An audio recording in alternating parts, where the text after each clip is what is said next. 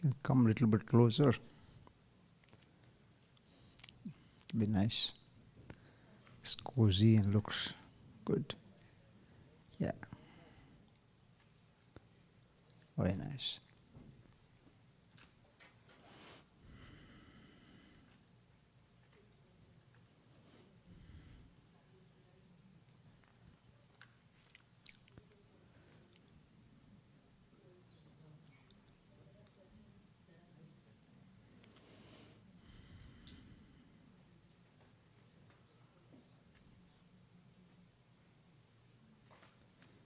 I'm waiting great students to arrive. So today the first day. Okay. It's 8 o'clock now. Apple time is 8:01, so it's okay.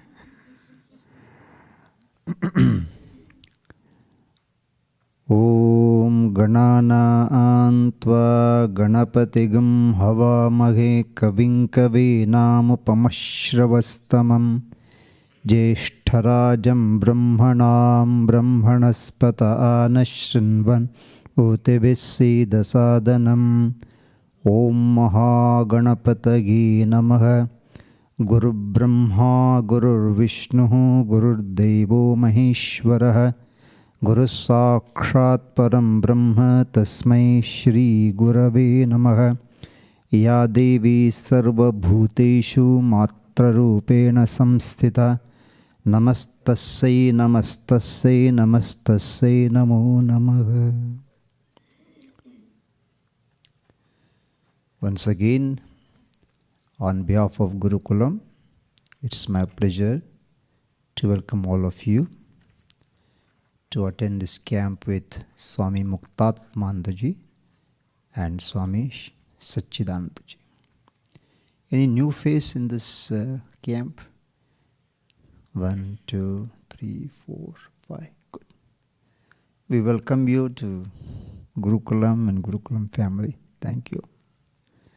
So, do you all have this handout? If you don't have, please feel free to come and take it. Oh, I have few.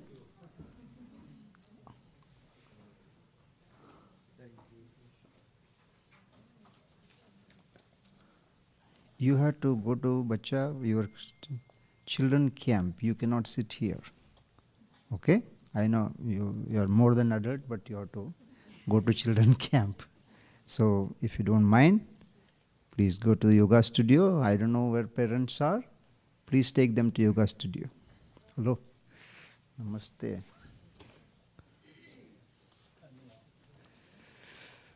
I think today anyway no text, but I need one.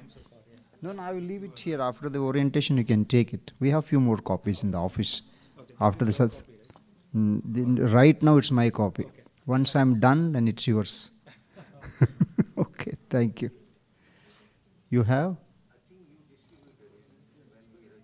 Yes, some people did not come to office, I think.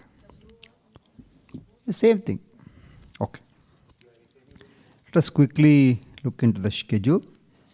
Today our Swami Muktatmanandaji will be here at 8:15 to conduct satsang. You have any questions, feel free to put in this basket. I think there are cards are there, I believe.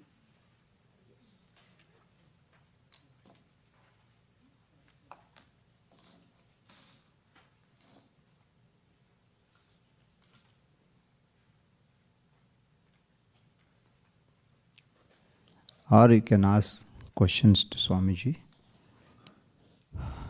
Okay, so that's the tonight program. Few questions Swamiji will take up, and also he may introduce the topic that he's likely to take.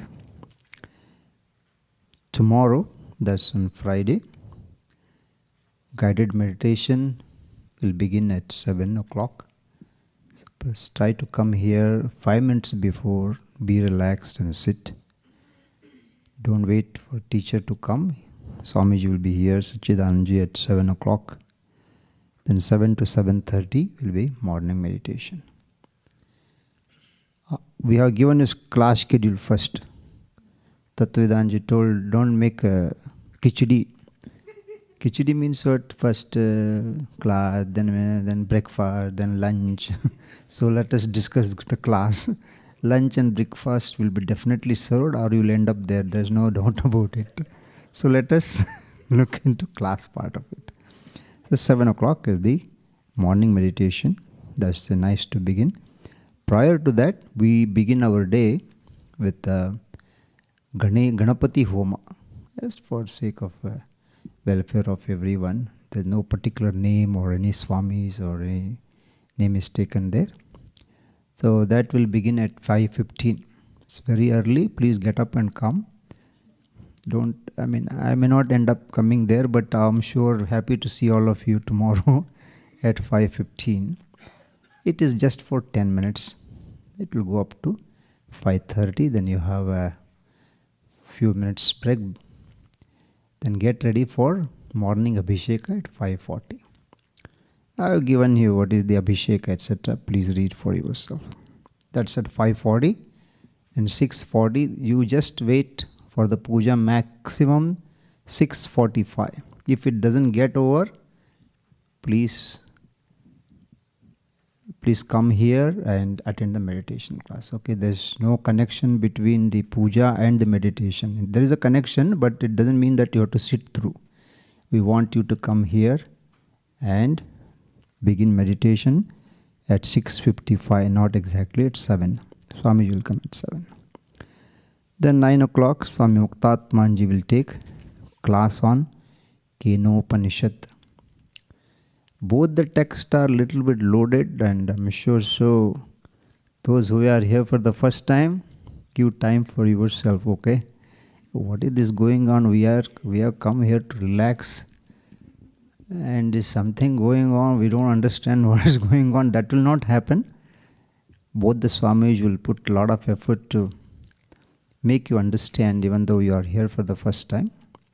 So Kenopanishad, first, only a part of the mantra he is taking, but still we have provided first 4 mantras from the Kenopanishad, not first 4, second chapter, first 4 mantras. Then again, Pratasmaranam is also equally loaded text. Loaded means you should have some certain background, that's all it is. But I'm sure our teachers will handle it very nicely, and you will not feel lost in the process of listening. Pratasmaranam, Swamiji will take 11 to 12, Sachidanandaji. Then the Kenopanishad class 2 will continue in the evening at 4:30. Then evening will be Satsang. So Sachidanandaji is taking meditation. Evening, same. Sachidanandaji will handle the question answers. Then also I have mentioned here, if you have any questions, you are all good students, you don't hardly have questions. If you have questions, so Swamijis are there to reply. So that is the Friday. Saturday is meditation not by Sachidanandaji, Swami Muktatmanandaji. Kenopanishad class, Swami Muktatmanandaji. Then Pratasmaranam, Swami Sachidanandaji. And Kenopanishad class 2 and Satsang.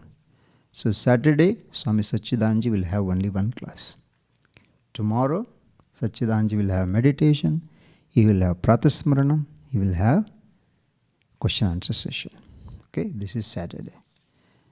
And also you have yoga. We have Lance Daniels with us, who is trained yoga, and he will take class between 3 and 3:45 p.m. in yoga studio. And Sunday is the concluding day. So Sachidanandaji will continue his meditation class at 7 a.m. and Sachidanandaji's concluding class on Pratasmaranam Stotram at 9 o'clock, and Kenopanishad class, Swamiji is concluding, will be at 11 to 12, followed by Guru Dakshina, Arati and lunch. So the temple timings are given. Please read for yourself. And also afternoon Arati, evening Arati, then some little bit puja and Dayalayam. And also early morning tea, etc. is provided there. You can read for yourself. And on November 24th, that is tomorrow, correct? We have Pradosha Puja. So that will independently go on there at 5 o'clock. After finishing evening class, all of you can come and join. Part of Pradosha Puja and also evening Arati. So that will continue. So this is the schedule, etc. we are given. Those who have parents who have come with the children, they also have this schedule. And you make sure that your children attend that. And some Shanti mantras are given, Guru Vandanam. Whatever Swami Muktatmanandaji chants before the class also is provided to begin with Dakshinamurti Stotram, then Gita Dhyana Shloka, and we have provided Shanti Mantra for the Kenopanishad, and Pratasmaranam is there. At the end, we have asked you to read what is this Dayalayam, what is the patron membership, and do's and don'ts about the Gurukulam, and some general information, and year-end all the programs for 2023.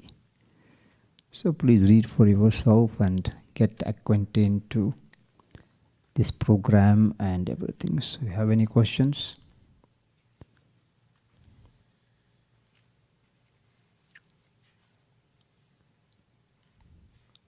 No questions?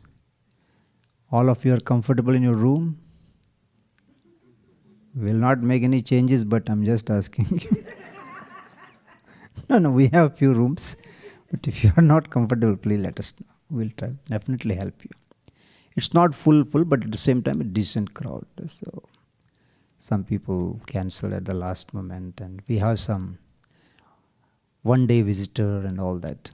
So when people cancel it helps us to accommodate some new people who can come and enjoy the ashram activities, etc. So in that way, it's really helpful. So few cancellations have come, but you will see few floaters on Friday, some on Saturday, and Sunday. Sunday is a big day. That's the concluding day. Anything?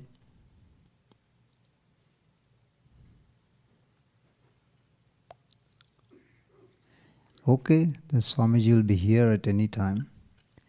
We usually, time permits, everyone stands up and tell their name and if they come from. But I think we can start it. We don't think we can complete it. But we have to do it at some time, It's good to know each other in the camp because we don't give badges. I'm so and so, or my name is so and so. Of course, name we are supposed to be on name and form. But transactional word needs your name and form. I cannot say, hey, you get up, you get up, you get up. It will not work. So I have to use your wonderful name given by your parents. So it's good to know so that sometime you come from the same place, and some places Gita home study or a group study is going on and you are not aware of it, you would like to go and join them. That's also possible. That's the reason we always introduce with each other so that you can continue the study, and also some support group, from Gurukulam. It helps a lot. But anyway, we'll see whether we can do it and someday. Okay. Swamiji is here, yes. I can be seated.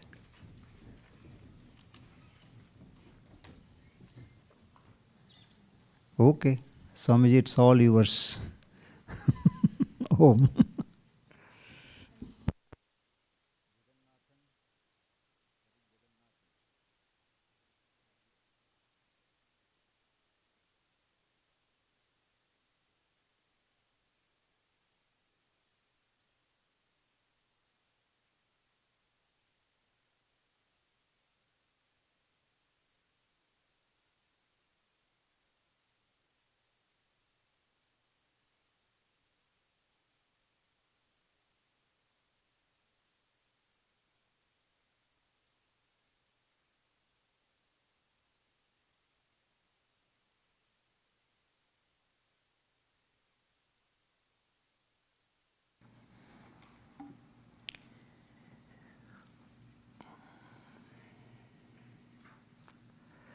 Om Sahana Bhavatu Sahanau Bhunaktu Sahaviryam Karavavahai Tejasvinavadhitamastu ma vidvishavahai.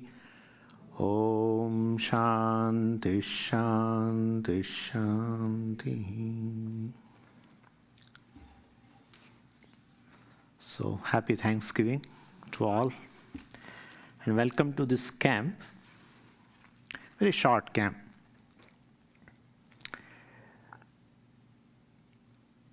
Before you ask questions, I would like to say something.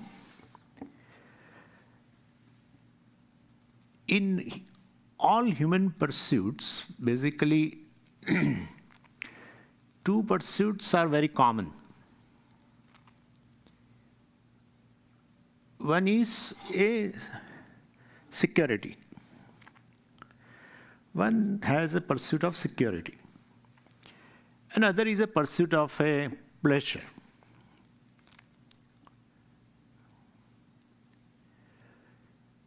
Even though one struggles, from these pursuits, one wants to basically become a secure person, a pleased person.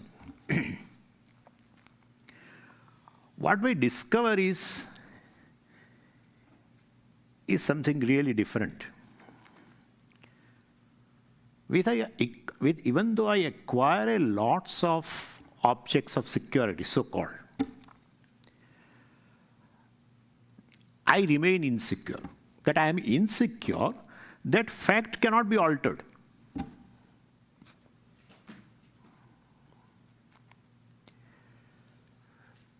Even with the so-called objects of pleasure which I acquire,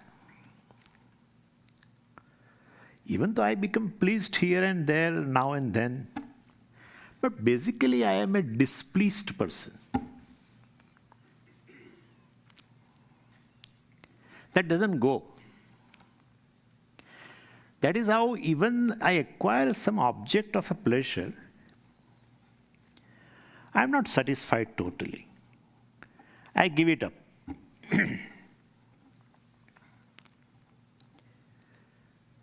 Nothing can please me forever. That's how I get tired of everything. Even I can get tired of God, even if He comes here and stay with me. Most desirable thing. In presence of God, well, I will remain happy. Suppose. Well, you will say, now please give me some space. Really? Therefore, basically, I am a displeased person. Nothing should displease me. I am displeased with myself. Really. Honestly. And that you can verify.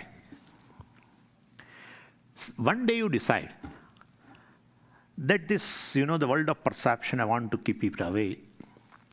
The world of books, world of social media, I want to keep it away. I just want to be with myself. You shut the doors and you sit with yourself. Within no time you find, right? Therefore, I cannot blame. If I am really transacting with the world, you can blame someone or something. But when you keep entire world outside your room and you are just sitting with yourself, well, if you are a pleased person with yourself, if you are a pleased person as such, well, there would not be any problem. You would just get up, right? And do whatever you can do. Or go out or take a shower. But other than sitting with yourself, you do everything. So with lots of objects of pleasure also, the fact that I am a displeased person doesn't get altered. Then what should we do? Well, you should see yourself as a secure person and a pleased person. That's it, right? But how is it possible? with all objects of, what you acquire, objects of security and pleasure, well, still you are not pleased with yourself. Then without them, how will I see myself as a secure and happy person? Well, that is where Vedanta walks in. Vedanta defines the problem that, really speaking, it is not a problem of that I lack something. The problem is I don't know that I don't lack anything. Could you follow? Problem is, Vedanta defines the problem as what? Not that I lack something, lack security, lack joy, lack happiness. No. Problem is you don't know that you don't lack anything. In the vision of Vedanta, basically, there is no reason to be displeased with yourself. Because the self is totally acceptable to yourself. Yeah.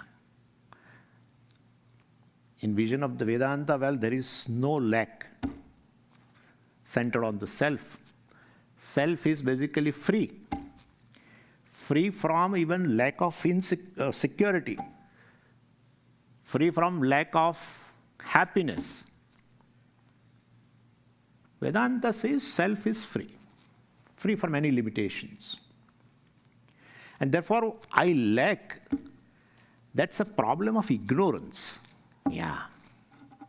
It's not a real problem that I'm really lacking something. I am lacking something, that's a problem of ignorance.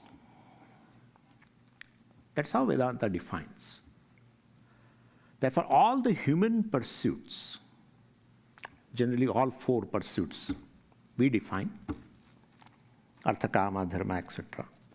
All human pursuits are pursuits of knowledge. Knowing oneself, one becomes free. Free from the sense of insecurity, free from the sense of lack, sense of displeasure with oneself, etc. This is what Vedanta says. So Vedanta defines the problem like this. Not that I lack something, but the problem is I don't know that I don't lack anything. There are two types of problems. One is the problem in which the solution is outside the problem, like feeling cold, right? Definitely, the solution doesn't lie in the problem. You have to do something to get rid of this cold, which is external. Either one can go to Bahamas, or you can go to fireside, right? Solution outside. There is another type of problem in which the solution lies in the problem itself. Solution lies in the problem. Means what? Solution lies in the problem means what? If you don't understand the problem, if you don't understand it, well, the problem remains, or it will be a problem. If you understand it, there is no problem. Could you follow? Yeah. In fact, in the vision of Vedanta, you don't have any problem that you are lacking insecurity, or lacking security or pleasure, etc. You are the very source of security, source of happiness. So one should know oneself. All our struggles in our life, these are the struggles for this. I think we should reduce the volume or.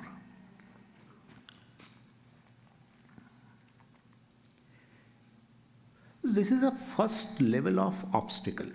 What I said you know, but I want to say something else.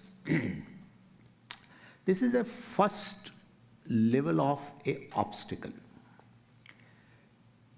In Shastra, it is called as a avaranam, ignorance, not knowing oneself, ignorance.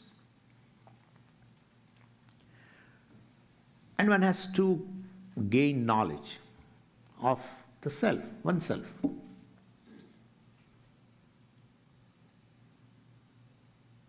And to gain knowledge, the means of knowledge is the words of Shastra, Vedanta. Even if Shastra tells you clearly in a present tense that you are Brahman, you are everything, you are full, complete, don't lack anything, limitless. If I am not able to appreciate it, that means there are other obstacles. Otherwise, I should understand it. If I don't understand it,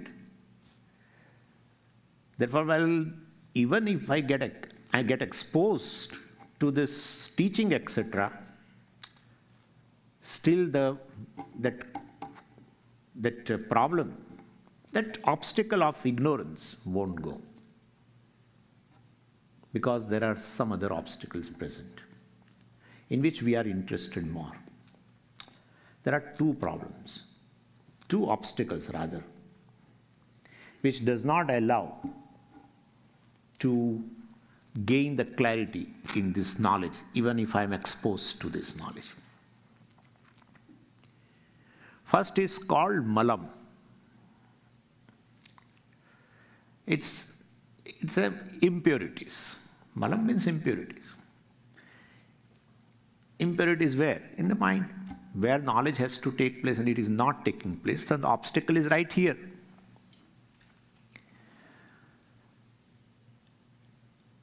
And so impurities, well, basically in terms of likes and dislikes. Not that likes and dislikes should go away. I should wash my mind in such a way that this impurity will go away. No. You should not be under the hold of likes and dislikes, your likes and dislikes. That's the thing. Should not be. One cannot get rid of all likes and dislikes, and it is not necessary also. But getting rid of this obstacle called malam means you should not be under the hold of them. You should exercise your free will and do something where you will have to suppress your likes and dislikes. And that is only one thing, your own duties. Duty is something generally I don't like.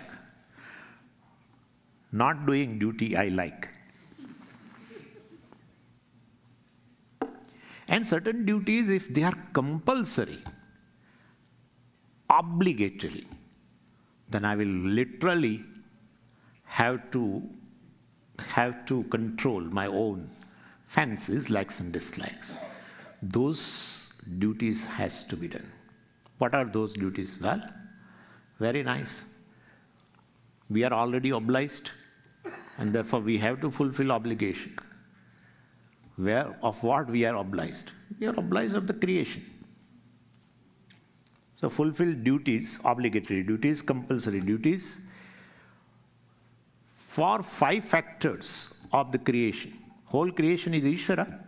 Divide the whole creation into 5 conscious beings. Each is basically a manifestation of same Ishvara. And those 5 factors basically, the Ishvara in these 5 forms is constantly helping you. It is basically because of that your life is sustained.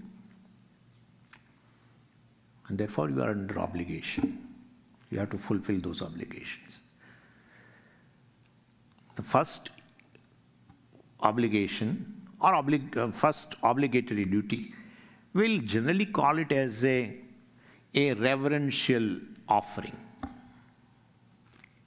a reverential offering. Because it's a Ishvara ultimately. So you are offering. And offering with no expectation because you are already under obligation. And therefore, well, the first thing is a reverential duties for Pitrus, reverential duties for the previous generation, reverential duties for this generation, reverential duties for next generation. Yeah. Previous generation, father, mother, they have given this body. That's how I'm sitting here, you are sitting here, acquiring knowledge, this, and whatever we are doing. Whatever I am here right now in this, my life, because of my family, this, that. So previous generation. This generation means your spouse. Yeah, duty, reverential duty for your spouse.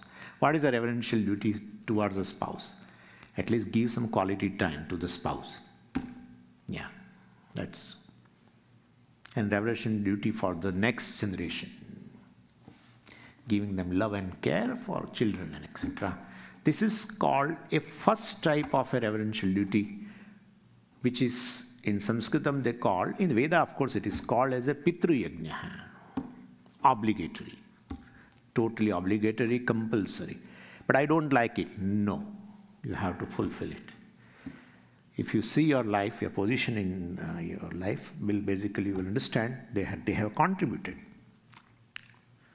Then the second thing is reverential duty for the society, in helping society, human society. That you know very well, I have not to say, because I have to say many things. Third is reverential duty for the Vedic culture. Because Vedas, because we have gathered here to gain something in our life for our own welfare, because all this is from the Veda. So basically, reverential duty for the Vedic culture, for the Rishis, remembering Rishis, etc., or our own generation, or our next generation getting exposed to the Vedic culture. Yeah, that is also.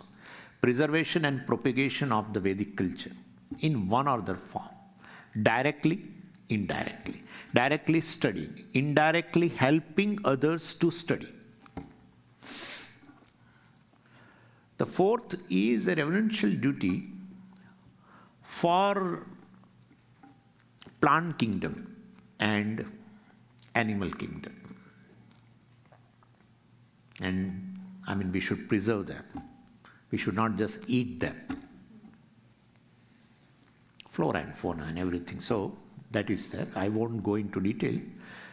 So it's called Bhuta Yajna. First is a Pitru Yajna, second is a Manushya Yajna, third is a Brahma Yajna.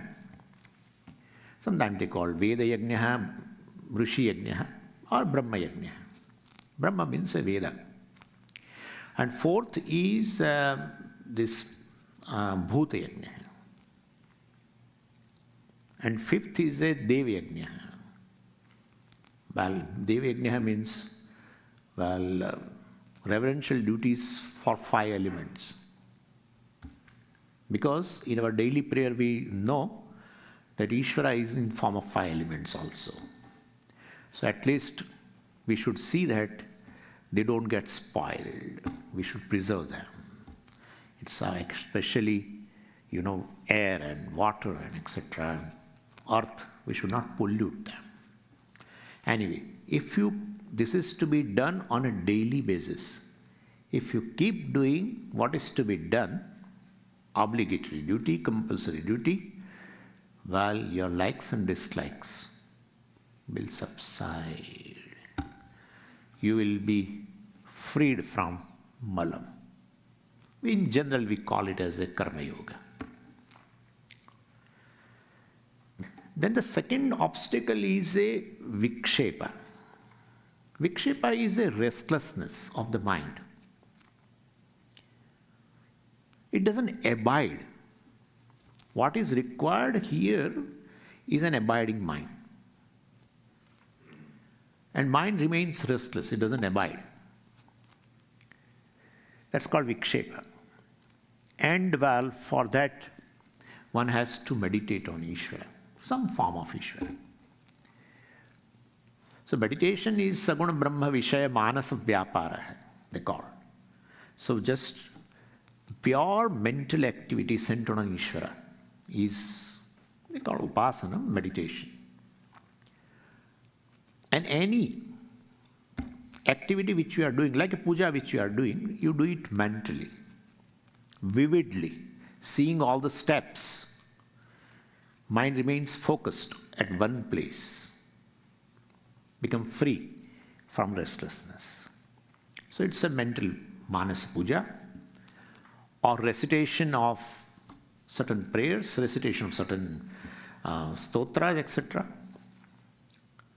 Or repetition of the name of the Lord mentally. Recitation mentally. Recitation and repetition has only this difference. Recitation of several verses. Repetition of one name, one mantra, repeatedly, right? So that's one has to do this. And this meditation, etc., is become so popular now. Modern psychologists also, use this visualizations and meditations, etc., as a therapy, for calming down the mind. So even though ragadveshas are not there, you are going by dharma, going by your duties, etc., as I said, you are leading that life, still an unconscious part of the mind throws all restlessness in the mind. Even though very great people who have a righteous life, follow values, they are not free from this restlessness. Restlessness will continue. So this is a different problem. So there are two basically obstacles which doesn't allow you to gain the knowledge, self-knowledge, and does not allow to get rid of the main obstacle called ajnanam, ignorance, is these two, mala and vikshepa. So in general, Shastra says these three pratibandhakas are there, three obstacles are there, mala, vikshepa and avaranam. Avaranam means that ignorance. These are the things. Then one gains knowledge. And how will you gain knowledge? How will you gain knowledge? Well, there are three things in knowledge, gaining knowledge. 3 steps, 3 stages. First stage is, they call it as shravanam. Listening to the teaching and getting exposed to the teaching. In form of from the teacher, you listen to the Shastra. Why teacher? Because basically the words of, what happens is, generally words give you objective knowledge. You can describe anything, about anything. I can give a description. You gain some knowledge. And once you gain that knowledge, that you can experience later, right? If I give a description, you know very well. If I give a description of a certain place in Ahmedabad, suppose, when you visit that, you experience directly. Here also, Upanishad also means words. So words, here what is the subject matter? Well, Atma is a subject matter, Brahman is a subject matter.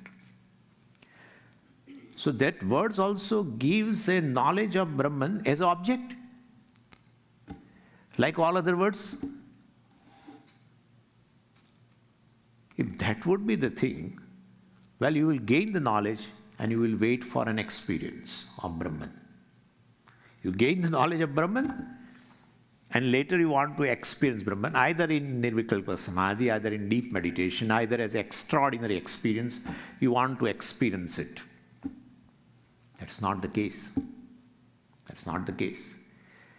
The words of the Upanishads gives knowledge, and here there is no knowledge-experience dichotomy. There is no knowledge-experience dichotomy. Knowledge and experience pertaining to Brahman is one and the same. Because what you are experiencing all the time, universally, is Brahman, but you do not know. So mere knowledge is enough. Knowledge and experience is one thing alone. And therefore, it is a part of Shravanam. Shravanam means you listen to this teaching, get exposed to the teaching, while the teacher uses basically the methods by which he will clearly reveal that you are Brahman, and thereby you won't wait for experiencing Brahman, etc. And one has to get exposed to the teaching. How long? How long? Well, constantly. On a daily basis, one has to do that. On a daily basis. Attending camp is one thing, apart from it also. This is Shravana. And the second thing is Manana. Even if you gain the knowledge, there are certain obstacles, there are certain doubts, which are the obstacles in the intellect. Any doubt is an obstacle in intellect which does not convert your knowledge into conviction. Knowledge gets converted into conviction if it is doubt-free. So basically, like suppose if you ask me that Swamiji, in our ashram, do we have a trail? I said, yes, there is a trail, you can walk. But I heard here that bears come and so do they come? Generally they don't come. Swami Uvacha. 99% they don't come. You won't go. That 1%, right? I have given you knowledge that they don't come, etc. But if still the doubt remains, you are not convinced to go. So here also in this teaching there are doubts. Great doubts, not ordinary doubts. Very, very, very serious doubts. First is regarding this individual. You get exposed to teaching. You have done all your arrangement of a retired life and all this, and you are going to live for a few more years, and well, you have arranged for your children, this, that, everything, and you get exposed to teaching. And teacher says you are free from birth and death. Remember now. You are infinite, you are timeless entity. You don't need any security and all that. You feel the teacher is, what does he say? So regarding an individual, the doubt is such, which is not an ordinary doubt. Second doubt is regarding creation. What you experience is apparent. And you are the very adhishthanam of the whole creation. You are the only truth behind everything. Everything is apparent. What you solidly experience is considered apparent. And what you don't experience at all, right, you don't perceive, that's a reality. That's a reality. You feel this is totally reverse. So regarding world also you have many doubts. Regarding individual there are serious doubts. Regarding creation there are doubts. Regarding Ishvara there is a doubt. Ishvara is not sitting somewhere in some loka, etc., having a certain form. Ishvara is just in the form of the self. He is formless, this, that. We have learned that he is in Kailasa, Vaikuntha, this, that. Regarding Ishvara also there is a doubt. And our perception reveals plurality. Upanishad says there is no plurality at all. Neha nanasti kinchana. There is no plurality at all. What is there is just one thing alone. Now should I believe the words of the Shastra which says there is no plurality? Or should I believe my own eyes? Perception. I will, if I am intelligent enough, I will go by my perception. I will go by my perception. I don't know who has written these words, we don't know. We don't know. Right? And I'm seeing things are plural. One is different from other is different from other is different. All are different. So you will go by perception. You will, whatever is revealed by perception, that alone you will believe Amen. You will believe plurality, duality. You will not believe a non-duality, etc. There is one without second, etc. You won't believe.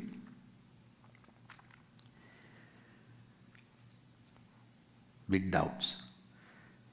And doubts in intellect is due to two things. Either non-thinking or either improper thinking. That's it. Doubts in intellect is only due to this. Therefore, you will have to do a proper thinking. And proper thinking means intense thinking. And for that, our Shastra only helps. There are more than one Upanishads, there are more than one text, Vedantic text. There are certain Vedantic texts which takes a part of the subject matter, raise all acharyas who compose the text, they themselves raise so many doubts and answers. So with your intense study, etc., and thinking, one will be able to resolve the doubts. Thinking will resolve. Not extraordinary experience will resolve. Not meditation will resolve. Some people say, I gain knowledge through Shravanam and I want to prove it through Samadhi or through some meditation, etc. You cannot prove. Proving of the knowledge is automatic when doubts are gone. And so you have to have a more exposure to that, and you have to think properly in line of the teaching, then definitely one becomes free from doubts. Then Mananam, second stage is over. Then the third thing still left, and that is getting rid of orientation. There are two things, two words in English we have. One is called confusion, other is called orientation.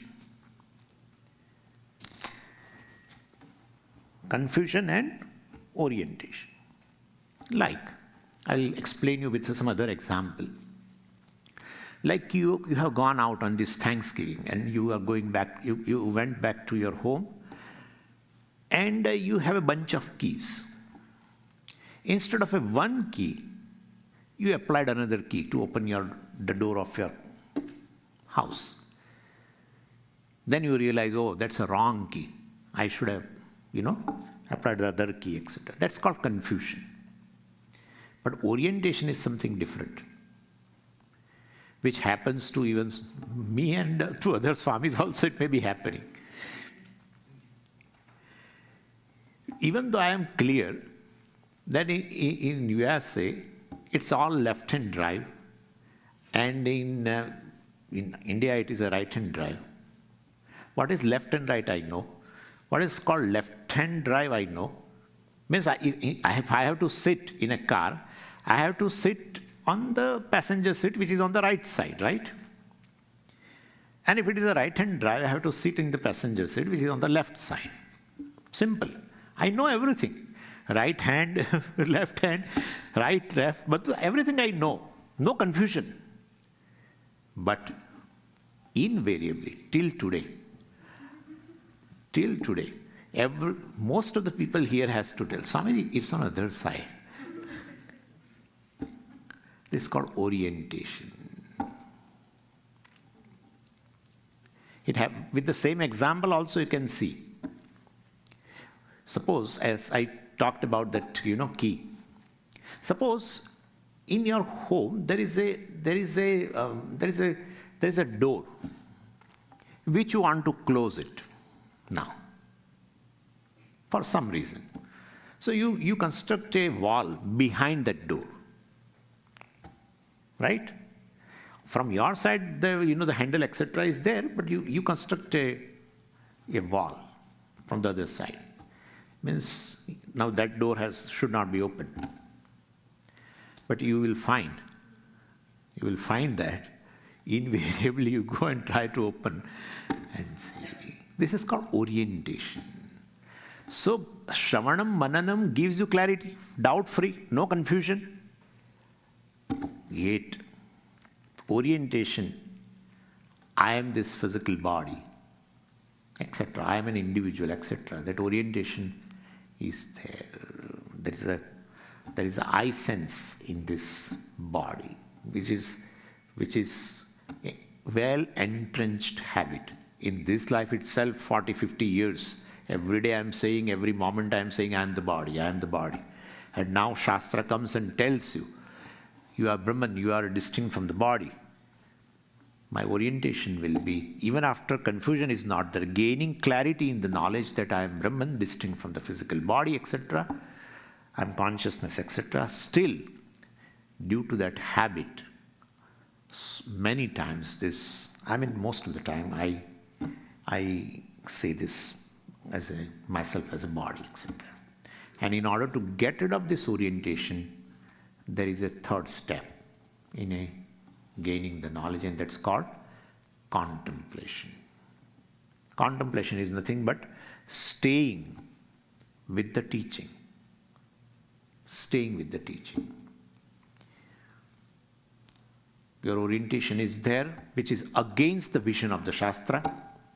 Well, you have to constantly negate it. Well, that vision, which means about the vision of myself, well, that I am the Deha, expressed to be negated. So then, if you stay with the teaching, the knowledge will be assimilated, like a Rasgulla, right? Stay with the syrup, then exactly like that. But how can we stay with the stay with the teaching? Yeah. Shastra says, well, Yoga Vasishtha said very beautifully, in Panchadashi also it is there. Tat chintanam, tat kathanam, anyonyam, tat prabodhanam, etadeka paratvam cha brahma vyasam vidurbudaha. Tat chintanam, contemplating again and again, seeing your notes, writing the notes. Tat kathanam, discussion with others, like Gita Vichara group and other things. Teaching others, listening again, all those things will help you to stay with the teaching, to absorb, to assimilate, to own up the teaching, which is free from confusion, born of two steps, Shravanam and Mananam, which has given you clarity. That clear knowledge, will be absorbed. You become free from that old habit of taking the body as a self. This is one type of meditation, Nididhyasanam, contemplation. And second is what all Bhagavan said in 6th chapter, Kaivalya Upanishad also talks about it. You sit in a formal posture of a meditation, etc., and take a part of the teaching. Which bothers you most, in order to address that, you take up a part of the teaching. Like some people have a very difficulty in relating to others. Most of the time they cannot go along with anybody. Within no time, something happens, or they will feel bad and they will break the relation. So for them, this is an issue. Relationship is an issue. Well, no problem. But I am basically free from any relationship. Asangoham. So those kind of things has to be dwelt upon. Not the entire teaching you are Brahman, etc. The part of teaching. Depending upon your own issue. Some people have a fear of the death so much. Everyone has a fear, but some people all the time have predominantly fear of death, well, then they will have to address that I am free from mortality, etc., timeless Brahman, etc. Because clarity is there. You have to simply, you want to absorb that teaching, assimilate that teaching so that you become free from the fear. So, that contemplation, that's a different type of contemplation. The first type of contemplation is where you have not to sit in a posture because you are discussing this matter with subject matter with something else, you are teaching, or you are writing notes, or you are listening. Well, you need not have to sit in some formal posture of meditation. But that also helps in absorption of the teaching, and this also helps in second type of meditation, contemplation also helps. And you will be able to yourself measure if the teaching is absorbed or not. You yourself can measure. Measure in terms of your mind basically will not react very much. Mind will not become free from the reactions, please understand. Mind will not become free from the reactions. But even if mind reacts, you will come back from that state in a short time, etc. And therefore you get a balance, let's say. You remain balanced. So that's how that you can understand. So teaching is absorbed or not, you can understand it. The frequency of the reaction, etc. also reduces. Intensity of your anger, etc. reaction reduces. The recovery period also between the reactions also reduces. Like that they say. So reactions will come, but definitely you gain the balance. Then you should understand what you are doing in Nididhyasanam is proper. You are on a right path. This is how one gains ultimately assimilation that I am Brahman. I am free. Brahman means I am free. I am free from insecurity, free from displeasure, free from lack, free from limitations, etc.